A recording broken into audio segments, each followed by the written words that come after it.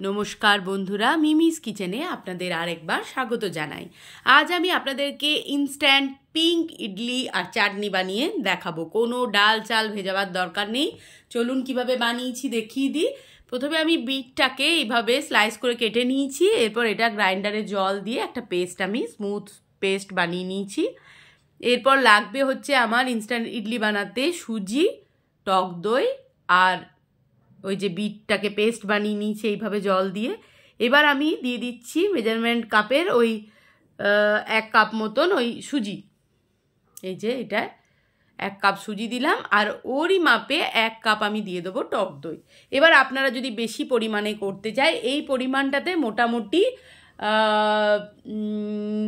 আমার তো মোটামুটি 12টা মতন ইডলি আমার হয়েছিল। তো আপনারা চাইলে বেশি দিতে পারেন। তখন 2 কাপ সুজি, টক দইটা 2 কাপ দিলেন, মানে লোক অনুযায়ী অনুপাত বাড়াবেন। তো যাই হোক দিলাম। এবার চামচে করে আমি ভালো করে এটাকে পুরোটা মিশিয়ে নেব। এই দেখুন, এইভাবে মিশিয়ে আমি মোটামুটি একটুখানি 10-15 মিনিট, যদি বেশি পারেন আধা ঘন্টা মানে অবধি এটাকে একটু রেখে দেবেন রেস্টে। এবার ঢাকা দিয়ে আমি রেখে দিয়েছি ওটাকে।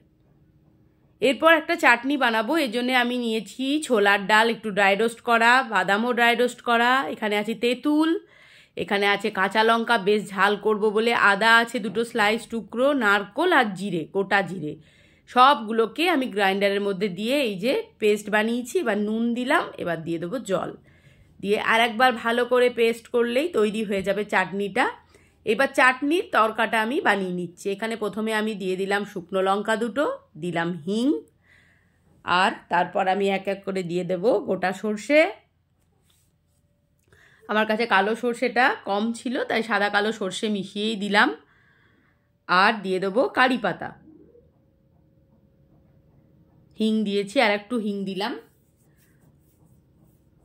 কারি পাতা দিয়ে দিলাম। এবার ফোড়নটা একদম সুন্দরভাবে যখন গরম হয়ে যাবে আর গন্ধ বেরোবে, তখন এটা আমি চাটনির ওপর থেকে দিয়ে দেব। এই যে দিয়ে দিলাম চাটনির ওপরে। খেতে না দুর্দান্ত হয় এটা। আপনারা পরোটা, রুটির সাথেও খেতে পারেন, খুব ভালো লাগে খেতে। বানিয়ে রেখে দিতে পারেন স্টোর করে।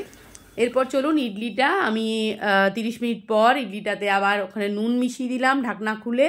আর যেটা দেব সেটা হচ্ছে টেবিল চামচের 1 চামচ আমি ইনো দেব এর মধ্যে। ব্যাস, এবার ভালো করে এটাকে মিশিয়ে নিচ্ছি। এটা আপনারা চাইলে কোনো মানে আমরা তো করি, মানে উপোস টুপোস থাকে, তো এটা পুরো ভেজ, তাও আপনাদের কোনো অসুবিধা হবে না। এইভাবে ইডলি বানিয়েও খেতে পারেন চাটনির সাথে। আর বাচ্চাদেরকেও দিতে পারেন টিফিনে, খুব চটজলদি হয়ে যাবে, সকালে ব্রেকফাস্ট দিয়ে দিতে পারবেন। এরপর আমি ইডলি স্ট্যান্ডের ওপর তেল ব্রাশ করে দিচ্ছি।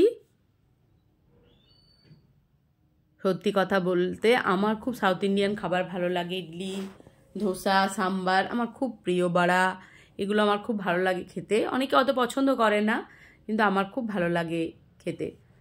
আপনাদের কার ভালো লাগে আমাকে একটু কমেন্টে জানাবেন অবশ্যই। এবার আমি এই পরিমাপ মতো দিয়ে দিচ্ছি। আর ডেকচিতে আমি জল বসিয়ে দিয়েছি গরম হওয়ার জন্য। আর সত্যি কথা বলতে খাওয়াটাও হেলদি, কোনো মানে ভাজা কিছু অত থাকে না।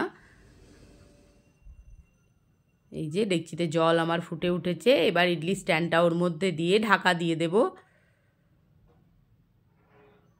কি সুন্দর একটা কালার হয়েছে, তাই নাম দিয়েছি পিঙ্ক ইডলি। এই দেখুন ইডলি আমার তৈরি হয়ে গেছে। এবার দেখুন কেমনভাবে ছেড়ে যাবে। এই যে সুন্দরভাবে, বাচ্চারা খেতেও মজা পাবে। কালারফুল ইডলি কি ভালো লাগছে। চাটনির সাথে পরিবেশন করেছি। দেখুন, ভিডিওটি যদি ভালো লেগে থাকে তাহলে অবশ্যই আপনারা like, comment, share and subscribe করে আমার পাশে আপনারা এইভাবেই থাকবেন। সবাই ভালো থাকুন, সুস্থ থাকুন।